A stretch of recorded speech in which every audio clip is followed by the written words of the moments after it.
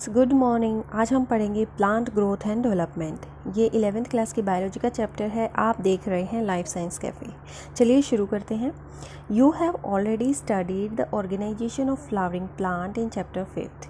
आपने chapter 5th में organisation जो है फ्लावरिंग प्लांट का वो पढ़ा है। Have you ever thought about where and how the structures like roots, stems, leaves, flower, fruits, seeds arise and that too in orderly sequence?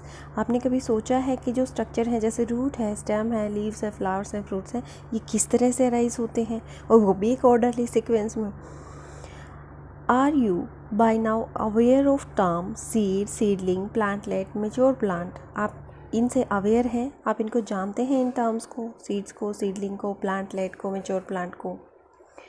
You have also seen that trees continue to increase in height और growth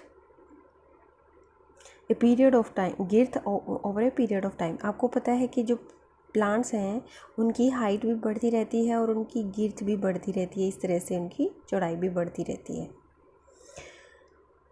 You have also seen that trees continue to increase in height and girth over a period of time. However, the leaves, flowers and fruits of the same tree not only have limited dimension, आपको पता है कि जो leaves हैं, flowers हैं, fruits हैं किसी भी ट्री के, उनका लिमिटेड डायमेंशन ही नहीं होता बल्कि but also appear and fall periodically and sometime repeatedly, बल्कि वो अपीयर होते हैं और गिरते रहते हैं पीरियोडिकली मतलब एक सीज़न में गिर जाना, दूसरे में आ जाना, और समटाइम रिपीटेडली, कभी कभी लगातार गिरते रहते हैं। प्लांट ऊपर से नई नई लीव्स निकालते रहते हैं और जो उनकी ओल्ड लीव्स होती हैं वो गिरती रहती हैं। ये इस बारे में बात कर रहा है। Why does vegetative phase precedes flowering in plant? Plant में वेजिटेटिव फेज फ्लावरिंग से पहले क्यों आता है? आपने सोचा कभी? All plant organs are made up of variety of tissue. सभी प्लांट ऑर्गन एक वेराइटी से बने होते हैं, वेराइटी ऑफ टिश्यूज से बने होते हैं। Is there any relationship between the structure of a plant, a tissue? एक सेकेंड।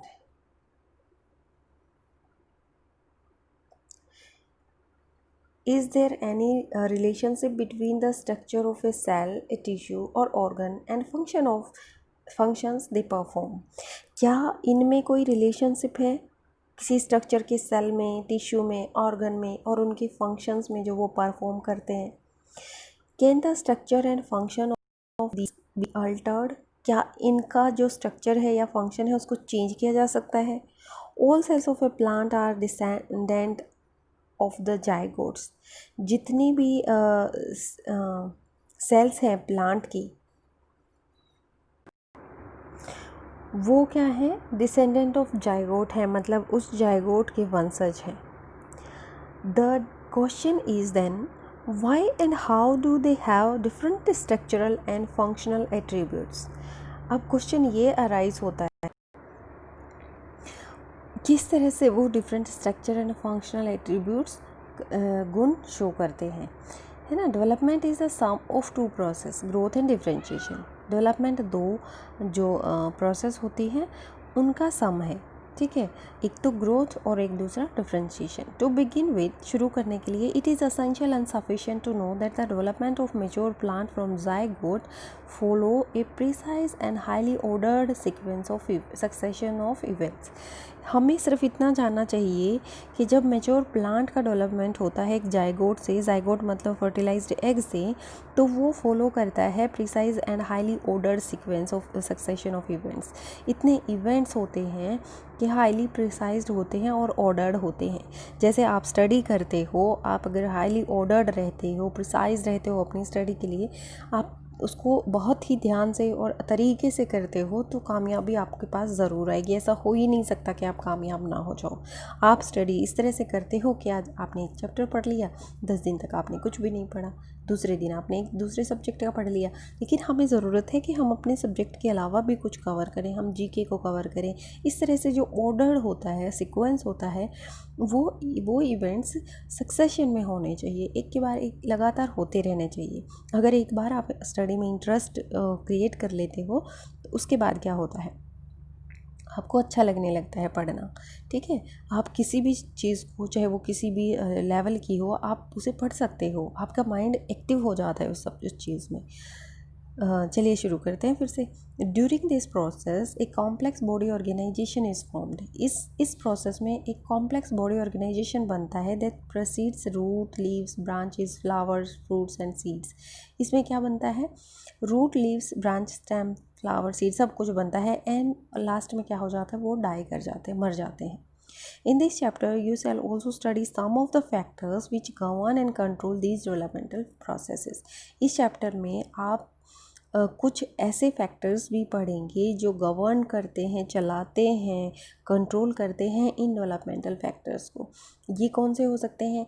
इंट्रिंसिक भी हो सकते हैं और एक्सट्रिंसिक भी हो सकते हैं। इंट्रिंसिक मतलब जो प्लांट के अंदर वाले फैक्टर हैं जो कंट्रोल करते हैं इन प्रोसेस को, ठीक है, उनके बारे में ये बात कर रहे हैं। एक्सटर्नल मतलब जो एक्सट्रिंसिक हैं, जो प्लांट के बाहर हैं, जैसे एनवायरमेंटल कंडीशंस हैं, वो कंट्रोल करते हैं। ठीक है, उसके बाद आता है ये हमारा डायग्राम दिया है germination and seedling development in beans. Beans में किस तरह से जर्मिनेशन होती है और डेवलपमेंट होता है। ठीक है, तो क्या है कि ये देखिए, इस बीन को यहाँ पे डाल दिया है मिट्टी में। ठीक है, ये जो पार्ट रूट के ऊपर से शुरू होकर जो सीड से निकल रहा है वहाँ तक का पार्ट है हाइपोकोटाइल। डाइकोटिलिडन सीड्स में हाइपोकोटाइल की ग्रोथ पहले होती है। देखिए, आपको कहीं एपिकोटाइल दिख रहा है इसमें? नहीं। इसमें कब निकलता है? जब यहाँ से ये अपने डाइकोटिलिडन्स को ज़मीन के बाहर लेके चला जाएगा। ठीक है, यहाँ पे ये लेके गया बाहर। अब यहाँ से जो लीव्स हैं, जो सबसे पहली वाली लीव्स निकलती हैं, प्राइमरी लीव्स निकलती हैं, जब वो निकल जाती हैं तब एपिकोटाइल की ग्रोथ होनी शुरू हो जाती है। और ये तब निकलती हैं जब इसका रिजर्व फूड मटेरियल लगभग ख़त्म होने वाला होता है, ताकि ये फोटोसिंथेसिस का काम शुरू कर दें और इस प्लांट को एनर्जी कंटिन्यू मिलती रहे, ताकि एक मैच्योर प्लांट बन सके। इस तरह से होता है जर्मिनेशन। अब देखते हैं growth. Growth is regarded as one of the fundamental and conspicuous characteristics of living being. ये बहुत ही ज़्यादा ज़रूरी पार्ट है लिविंग बीइंग का, बहुत ही ज़्यादा ज़रूरी और विशिष्ट पार्ट है लिविंग बीइंग का ग्रोथ। ठीक है, व्हाट इज़ ग्रोथ? ग्रोथ है क्या? Growth can be defined as an irreversible permanent increase in size of organ or its part or even an individual cell. तो आपने यहाँ कंफ्यूज नहीं होना है कि यहाँ पे सिर्फ एक ऑर्गन की बात नहीं कर रहे हैं या एक बॉडी की बात नहीं कर रहे हैं। यहाँ पे किसी छोटे से हिस्से की या एक सेल की भी बात हो रही है जिसमें इरिवर्सिबल और परमानेंट इंक्रीज होता है साइज़ में। ठीक है, जिसे हम बदल नहीं सकते दोबारा, और वो फिक्स हो जाता है, वहीं पे परमानेंट हो जाता है। Generally growth is accompanied by metabolic processes. Anabolic और कैटाबॉलिक दोनों प्रोसेस होती हैं जो इसको अकम्पनी करती हैं, that occur at the expense of energy. Growth जो है एनर्जी के एक्सपेंस पे, एनर्जी के खर्चे पे होती है। Therefore for example expansion of a leaf is growth. Leaf का जो एक्सपेंड होना है वो भी ग्रोथ है। How would you describe the swelling of peace of would when placed in water? जब हम लकड़ी के किसी टुकड़े को पानी में रख देते हैं और वो फूल जाता है, तो क्या आप उसे बोलेंगे कि ये ग्रोथ हो गई है? हमने यहाँ पे आपको बताया था कि ये परमानेंट इंक्रीज़ है। जब हम लकड़ी के टुकड़े को वापस से सूखे में ले आते हैं तो वो सूख जाती है और वो रिवर्स हो जाती है, तो आप बोलेंगे इसे कि ये परमानेंट है, ये ग्रोथ है। उसके बाद आता है plant growth generally and is indeterminate. यहाँ पे क्या मतलब है? इनडिटर्मिनेट ऐसा होता है, देखिए जैसे ह्यूमन बीइंग है, ठीक है, इंसान छोटा है, बच्चा है, उसके बाद यंग हो गया, उसके बाद ओल्ड एज, और उसके बाद डाई हो जाता है। ठीक है, लेकिन प्लांट्स में क्या होता है? प्लांट एक बार सूख जाते हैं, जब उनमें सेनेसेंस आती है उसमें सूख जाते हैं, लेकिन फिर भी वो कहीं ना कहीं लीव्स ग्रो कर लेते हैं। एक सीज़न में उनकी लीव्स ग्रो कर जाती हैं, एक सीज़न में उनकी सूख जाती है। तो इनडिटर्मिनेट ग्रोथ है जो कंटिन्यूस चलती रहती है। Plant growth is unique. Plant growth unique है, अलग है सबसे, because plant retain the capacity for unlimited growth throughout their life. Plant के पास ऐसी कैपेसिटी है उनके पास कि वो अनलिमिटेड ग्रोथ पूरी लाइफ शो करते रहते हैं। This ability of the plant is due to the presence of meristem at certain location in the body. Meristematic cells वो होती हैं जो डिवीज़न होती इनके पास पावर ऑफ डिवीज़न होती है, मल्टीप्लाई करने की पावर होती है। ठीक है, तो क्या होता है, ये वो मेरिस्टम होने की वजह से डिफरेंट लोकेशंस में ये कंटिन्यू ग्रो करते रहते हैं। तो आपको पता चल गया इनडिटर्मिनेट ग्रोथ क्यों है, क्योंकि उनके पास मेरिस्टम प्रेजेंट है डिफरेंट लोकेशंस में, प्लांट के हर एक अलग अलग हिस्से में। The cell of such meristem have the capacity to divide and self perpetuate. जो सेल हैं मेरिस्टम की, उनके पास ऐसी कैपेसिटी है कि वो डिवाइड कर सकें और वो चिरायु मतलब अपने आप को स्थिर रख सकें। ठीक है, इमोबिलाइज कर सकें, आप कह सकते हो परपेचुएट कर सकें, मतलब चिरायु कह सकते हो, ज़्यादा उम्र बना सकें। ठीक है, the product however soon loses the capacity to divide and such cell make up the plant body. इसीलिए product however soon lose the capacity to divide, जो बन जाता है उनकी कैपेसिटी ख़त्म हो जाती है। Such cell make the plant body, ऐसे ही जो सेल्स जो फिर बनती रहती हैं। इसका मतलब है कि जो मेरिस्टम थी उसने डिवीज़न किया, डिवीज़न के बाद जो सेल्स बनी उन्होंने कैपेसिटी लूज़ कर दी डिवाइड होने की, ये सेल बन गई। अब ये सेल क्या कर रही है, प्लांट बॉडी को बना रही है। This form of growth, wherein new cells are always being added to the plant body by the activity of meristem, is called the open form of the growth. ये जो फॉर्म है plant growth की, जहाँ पे new sales बन रही हैं, add हो रही है प्लांट बॉडी में लगातार मेरिस्टमेटिक सेल्स की वजह से, ये क्या कहलाती हैं, open form of the growth. इस तरह की जो फॉर्म होती है वो ओपन फॉर्म होती है। What would happen if the meristem ceases to divide, क्या होगा अगर मेरिस्टम बंद कर दे डिवाइड करना। डज दिस एवर हैपन, क्या ऐसा कभी हुआ है। In chapter 6 you have studied about the root apical meristem and the shoot apical meristem. Chapter 6 में आपने रूट अपिकल मेरिस्टम को पढ़ा है और शूट अपिकल मेरिस्टम को पढ़ा है। You know that they are responsible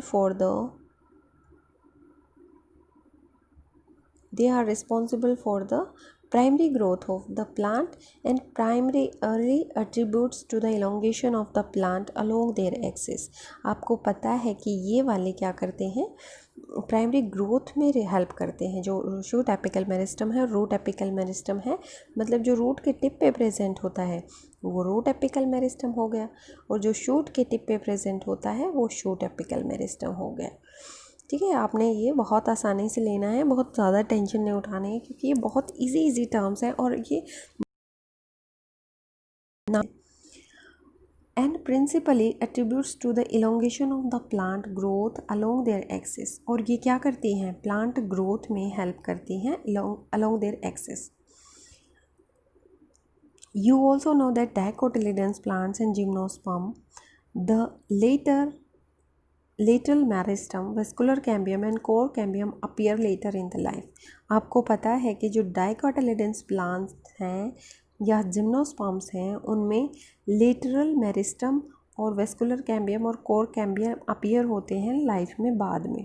ठीक है, पहले तो प्राइमरी ग्रोथ ही होती है, उसके बाद ये अपीयर होते हैं। These are the meristem that cause the increase in girth of the organ in which they are active। ये प्लांट ऑर्गन क्या करते हैं, गिर्थ को बढ़ाते हैं। इस तरह से ये जो निशान दिख रहा है ना आपको, ये गिर्थ को बढ़ाते हैं जिसमें ये एक्टिव रहते हैं, जिसे सेकेंडरी ग्रोथ कहते हैं प्लांट की। ठीक है, अब उसके बाद आता है, ये डायग्राम रिप्रेजेंट कर रहा है root apical meristem, shoot apical meristem, ठीक है, एंड वेस्कुलर कैम्बियम, और arrow exhibit the direction of growth of the cell and organ. इसमें ये एरो बता रही है कि ये किस तरह से ग्रोथ को हेल्प करती हैं। ठीक है, अब देखिए ये शूट एपिकल मेरिस्टम कहाँ पे प्रेजेंट है, सेकेंड ये गलत आ जाता है, ये शूट एपिकल मेरिस्टम कहाँ पे प्रेजेंट है, शूट के अपर पार्ट में, ठीक है। तो किस तरह से ये ग्रोथ को हेल्प कर रहा है, इसमें ये ग्रोथ यूँ हेल्प कर रही है, ठीक है। वेस्कुलर जो कैम्बियम है, आप देखेंगे कि ये वेस्कुलर कैम्बियम की भी लाइन दिखा रखी है इसने, ये इस तरह से ग्रोथ को हेल्प करता है। उसके बाद रूट एपिकल मेरिस्टम भी सेम है और इसमें भी वेस्कुलर कैम्बियम इस तरह से हेल्प करता है। ग्रोथ इज़ मेजरेबल, क्या ग्रोथ को हम मेजर कर सकते हैं, नाप सकते हैं कि कितनी ग्रोथ हो रही है। Growth at cellular level is principally A consequence of increase in the amount of protoplasm. जो सेलुलर लेवल पे जो ग्रोथ हो रही है वो क्या करती है, प्रोटोप्लाज्म इंक्रीज कर रही है। Since increase in protoplasm is difficult to measure directly, protoplasm हमारी सेल में कितना प्रोटोप्लाज्म है ये तो डायरेक्टली हम मेजर नहीं कर सकते। One generally measures some quantity which is more or less proportional to it. कुछ क्वांटिटी को मेजर करते हैं जो कि इससे कुछ हद तक प्रोपोर्शनल होती है प्रोटोप्लाज्म इंक्रीज होने के। Growth is therefore measure by variety of parameters. Growth इसलिए बहुत सारे पैरामीटर से मेज़र करते हैं। Some of which are increase in fresh weight, dry weight, length area, volume and cell number. इस तरह से ये जो पैरामीटर हैं इससे हम मेजर कर सकते हैं। You may find it amazing to know that one single maize root apical meristem can give rise to more than 17,500 new cells per hour.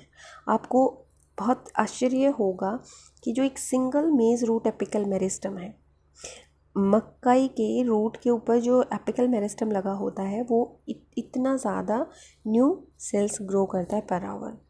Whereas cells in a watermelon में increase in size by up to this times. जो watermelon की है वो इतनी grow करती हैं 3,50,000, ठीक है। In the former, growth is expressed as increase in cell number. The later expressed growth is increase in size of the cell. हमने पहले में ग्रोथ का नंबर किया है मेजर और दूसरे में साइज को लिया है, ठीक है। While the growth of a pollen tube is measured in term of its length, जो पोलन ट्यूब होती है हम उसकी ग्रोथ को उसकी लेंथ के अकॉर्डिंग मेजर करते हैं। Increase in surface area denotes the growth of the dorsi ventral leaves.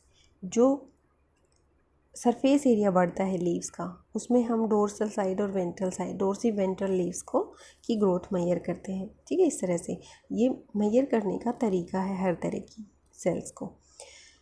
अब है बात फेजेस ऑफ ग्रोथ। कौन कौन से फेजेस आते हैं ग्रोथ में। The period of growth is generally divided into 3 phases. जो ग्रोथ के फेज हैं उनको 3 फेजेस में डिवाइड किया गया है, मेरिस्टेमेटिक, इलोंगेशन एंड मैचुरेशन, ठीक है। यहाँ डायग्राम में दिखाया गया है, इसे डिस्कस करेंगे। Let us understand this by looking at the root tip. चलिए इसको डिस्कस करते हैं एक बार रूट टिप को देख कर, ठीक है। द कॉन्स्टेंटली डिवाइडिंग सेल, जो लगातार डिवाइड हो रही है वो cell both at apex and the shoot apex, जो रूट एपेक्स पे भी है और शूट एपेक्स पे भी है, ये रिप्रेजेंट कर रही है meristematic phase of the growth, ठीक है। जो रूट एपेक्स पे और शूट एपेक्स पे जो सेल्स डिवाइड कर रही है वो मेरिस्टेमेटिक फेज ग्रोथ शो कर रही है। The cells in the region are rich in protoplasm, इनके पास बहुत सारा प्रोटोप्लाज्म होता है। पॉजेस लार्ज कॉन्स्पिक्यूअस न्यूक्लियाई, इनके पास बहुत छोटे छोटे न्यूक्लियस होते हैं।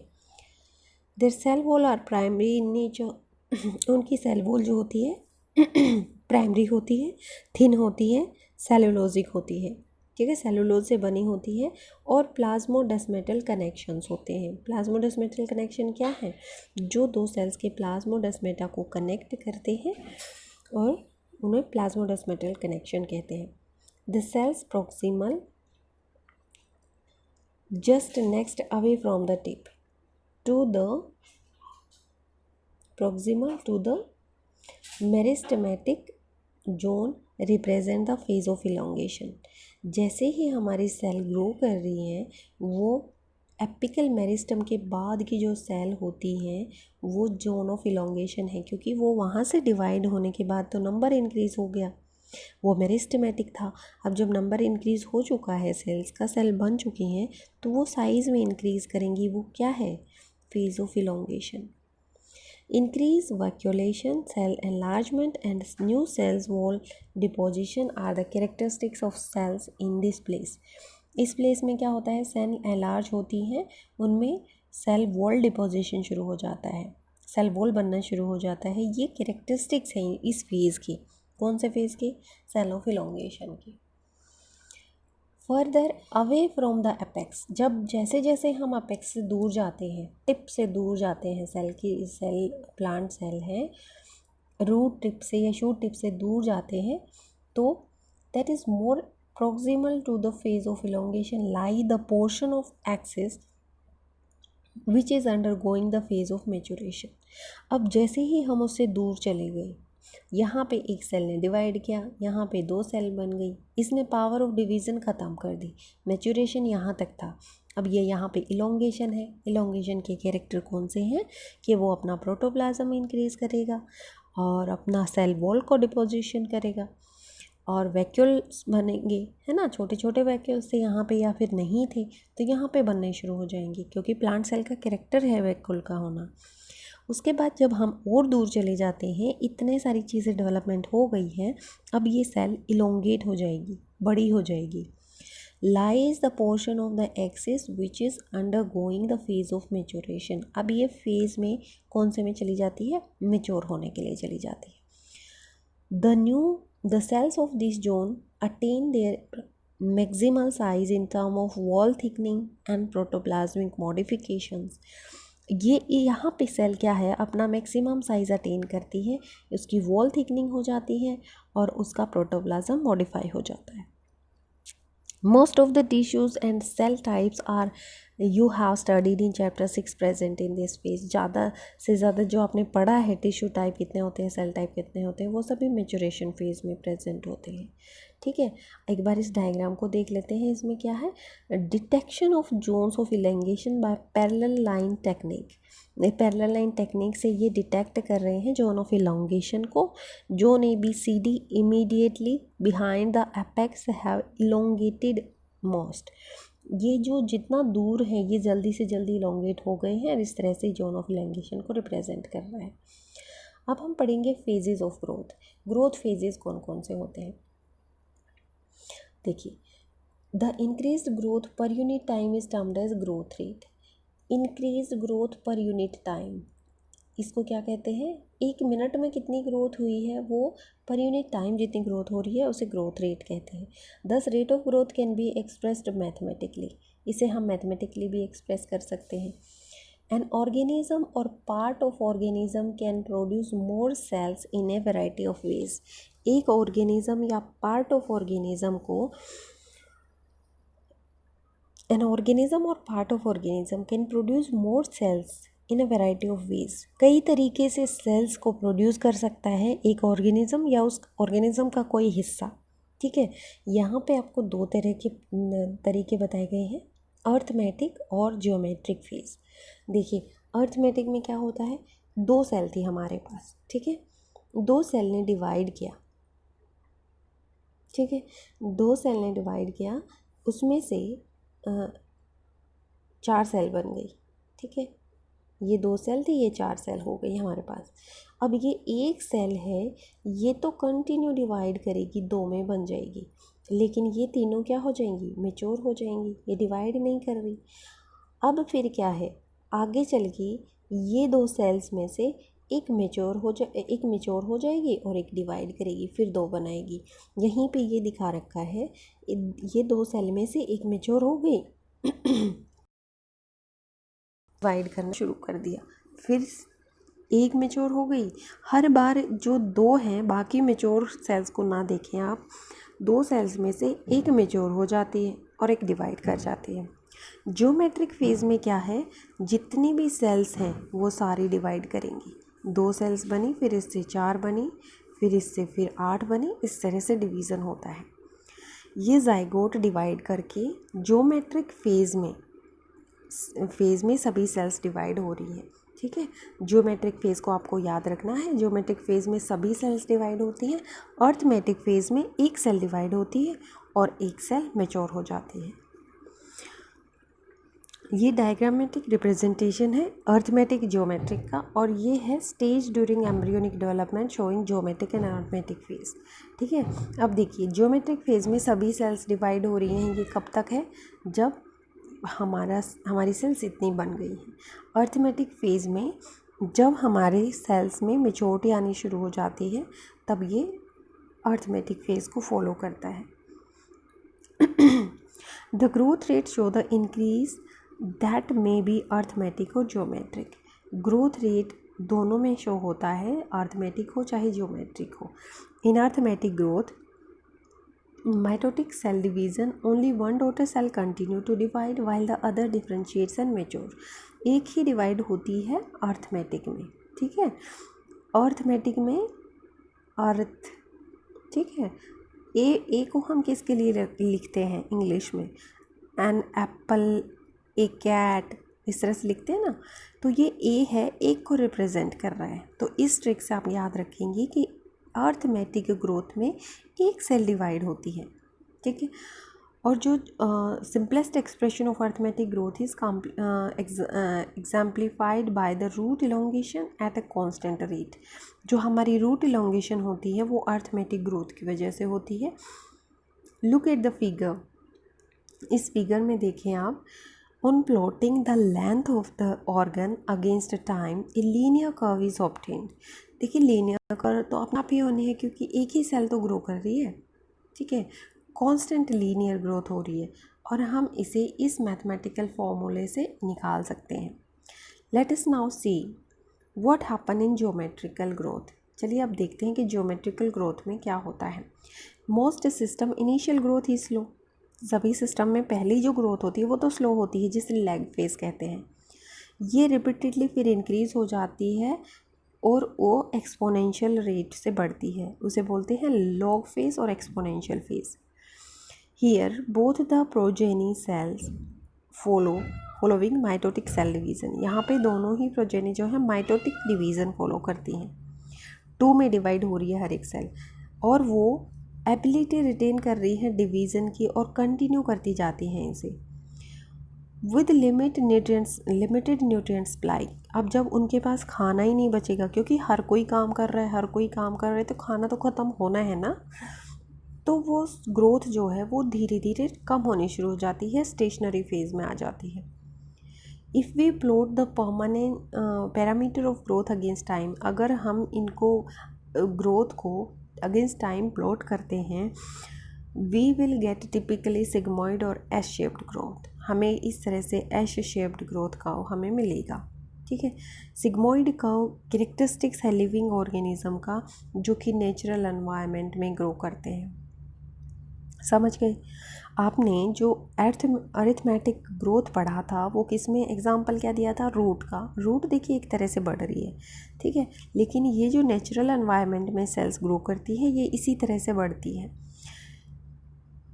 It is typical for all cells tissue and organs of a plant. ये टिपिकल है सभी प्लांट सेल ऑर्गन टिश्यूज़ के लिए। Can you think of more similar examples, क्या इस तरह के आप सिमिलर एग्जाम्पल्स और बता सकते हो। What kind of curve can you expect in a tree showing seasonal activity. जब सीजनल एक्टिविटी होती है तो आप किस तरह की ग्रोथ इसमें एक्सपेक्ट करते हो। ये एग्जाम्पल है जिससे हम इक्वेशन है जिससे हम इस ग्रोथ को निकाल सकते हैं। इसको और अच्छे से समझने के लिए मैं आपको बता देती हूँ। जैसे सपोज़ एक पॉपुलेशन है, ठीक है, एनिमल्स हैं बहुत सारे या फिर ह्यूमन बीइंग हैं लगा लीजिए। तो हम शुरू में क्या होते हैं, शुरू में वो एनिमल्स थोड़े हैं, ठीक है। अब वो नेचुरल एनवायरनमेंट में ग्रो कर रहे होते हैं, ठीक है। वो बहुत ज़्यादा बढ़ते जाते हैं, उन पर कोई रोक टोक नहीं है, कुछ भी खाओ कितना भी खाओ। फिर उसके बाद एक ऐसा टाइम आता है जब न्यूट्रिएंट सप्लाई ख़त्म हो जाती है तो वो मरना शुरू कर देते हैं या उनकी ग्रोथ कम होनी शुरू हो जाती है। तो जो स्टार्टिंग का फेज़ था वो था लैग फेज़, और उसके बाद एक्सपोनेंशियल, जब उन्होंने बहुत ज़्यादा बढ़ना शुरू कर दिया, और फिर आ गया उनका लॉग फेज़, जब वो रुक गए, बिल्कुल स्टेशनरी फेज़ आ गया। ठीक है, इस एग्जांपल से आप इसको इक्वेशन से आप यहाँ से निकाल सकते हैं अगर आप किसी फॉर्मूला में पुट करेंगे तो।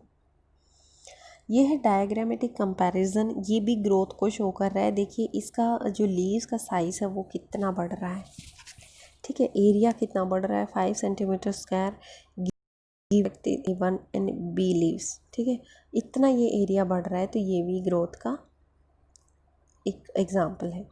Quantitative comparison between the growth of living system can also be made in 2 veg.